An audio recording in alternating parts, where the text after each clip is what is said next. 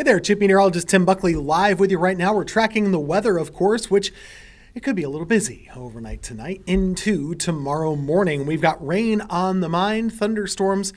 They're becoming less of a threat, and that's a good thing, but we will see some on and off heavy rainfall that could amount to some flooding problems for some, not all. Overnight tonight into tomorrow morning. Thanks for being with us. We're going to be tracking this for you as we go through the overnight hours and through about lunchtime on Thursday. So let's take a live look right now. Winston-Salem, including a little bit of rainfall on that camera at the moment. And that's an area that's seen some decent rainfall already. It's kind of impressive, but we've already seen about 0.8 of an inch of rain in the city of Winston-Salem.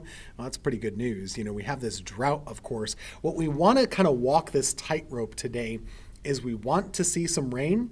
We don't want to see too much or too fast. So if we can keep it either occasional or just not too heavy, that would be ideal. And remember, if you haven't seen anything yet, this thing is just getting going. We're just at the beginning here. We'll have all night long and all morning long to kind of rack up more rainfall totals. But here's where we've been so far and where we're going. Well, we'll talk about that. So thanks for being with us. Main weather impact alert here that we're talking about would be for heavy rain and thunderstorms across our area. This is going to be something that we track through the middle of the day tomorrow. The nice thing is that most of our threat for damaging winds or tornadoes, things like that, that's really going down at this point. For tomorrow morning, it's more or less the rainfall threat that we're watching, especially for areas south of Greensboro that could get more than 3 inches of rainfall. So let's just get right to the live radar at this point in time. You can see there's a narrow band of rain at the moment. No thunderstorms that we're tracking right now either. That's good news. Good to see that we don't have any of those storms developing at the moment. Earlier today, we had a couple storms that were trying to spin a little bit. Didn't make anything bad happen. We didn't have any tornado warnings for our area. And I think at this point in time, it's pretty unlikely that that will be the case. So the tornado threat is very, very low at this point for our area. This is part of a front, and the front is basically a dividing line between cooler, drier air to the north, tropical humidity to the south, and it's a bit of a squeeze play. So we're getting squeezed in between those two air masses, and it's a little bit of a system when you have those two contrasts, I should say, the front in the middle is usually where you see that weather happening. And like I said, it hasn't really been all that big of a problem here locally so far, but it's just getting going.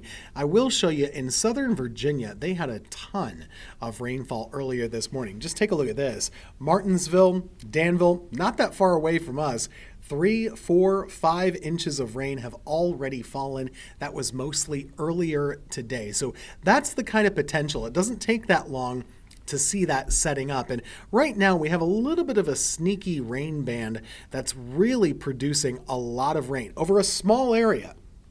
It's not a big area. This is small, but you can see it's pretty intense. Right on the south side of Winston-Salem, this is really heavy stuff. So basically along I-40 from Hootstown, right along 285, as you go toward Gumtree and Midway, that's where the heaviest rain is right now. Clemens is seeing some of that as well into Davie County. And on the wider view, still pretty light in Guilford, but some of that heavier rain will be moving its way from west to east over the next couple of hours. So overall, not a ton of action at the moment for most of us, but we're just starting to see that narrow band of heavy rain setting up. And that's what we'll be tracking over the next several hours, where it's pivoting north and south, who gets hit, who gets missed. That's kind of the name of the game going forward.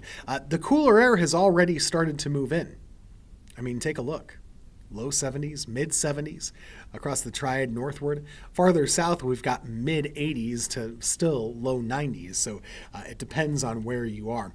I'll show you our futurecast. Take a look at this. It's not really doing a very good job right now, so I hesitate to use it all that much. And what it's showing is that most of the rain overnight and into tomorrow morning should be focused on our southern counties almost exclusively. I'm not sure that I buy that. I think that might be a little bit misguided based on where we've been so far, but that's what it's showing, so I'm just giving you a look at that. I want to show you another model which I think might be a little bit more accurate for the given situation. This one has the rainfall a little bit more scattered across the area. and it spreads the love a little bit more. So this is through midnight. Here we go through about 2 and 3 a.m.